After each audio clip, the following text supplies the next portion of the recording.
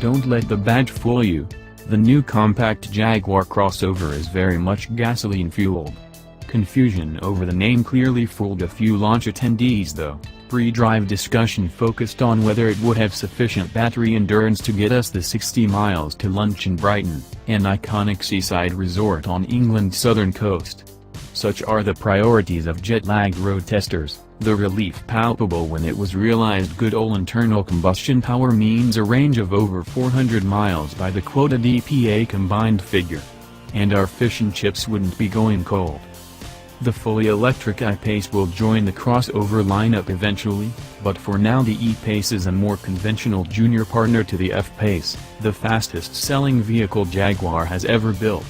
Why wouldn't they want to capitalize on that with a smaller, more affordable but equally stylish second model line? With a $38,600 starting price, it's nearly $3,500 cheaper than the equivalent entry points to the F-Pace and Evoque ranges, but, as we'll see, with a character of its own. If the E-Pace looks like a slightly truncated F-Pace with some sharper body detailing and a sportier face, then little wonder.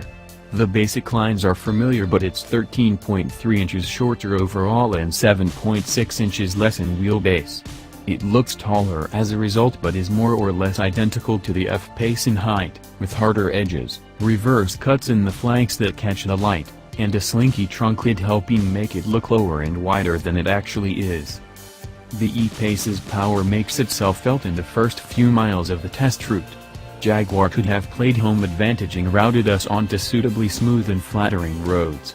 Instead we're straight onto the bumpy, concrete-surfaced orbital expressway that surrounds London before heading off along tight and twisty English lanes whose occasionally haphazard pavement is covered with a slippery carpet of wet leaves.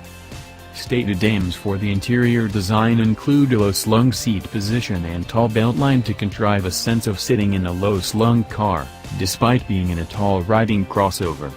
Go figure, but the F-Type style passenger grab handle and driver-oriented dash help contrive a sporting atmosphere, and the combination of a standard 10-inch Touch Pro screen for infotainment and large, tactile rotary controls for heating and ventilation work well. The optional multi-configurable 12.3-inch TFT interactive driver display and next-gen full-color HUD demonstrate JLR has got its act together with the tech too. And even on slippery roads, the handling balance is true to the dynamic promise. Sure, you're still in a tall, nose-heavy crossover, but the front axle has bite.